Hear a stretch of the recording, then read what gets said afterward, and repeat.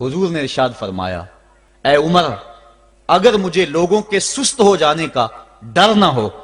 تو میں تمہیں یہ بات کہوں کہ اس خبر کو جا کے گلی بازاروں میں بتا دو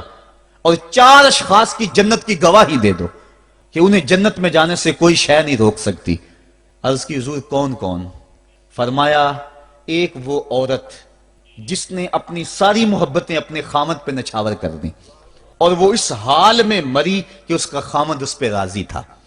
دوسرا وہ شخص جس کے بچے زیادہ ہیں، ذرائع آمدنی تھوڑے ہیں، لیکن اس نے اپنے بچوں کے پیٹ میں حرام کا لقمہ نہیں جانے دیا۔ تیسرا حضور نے فرمایا وہ شخص جو اپنے والدین کے ساتھ حسن سلوک کرے،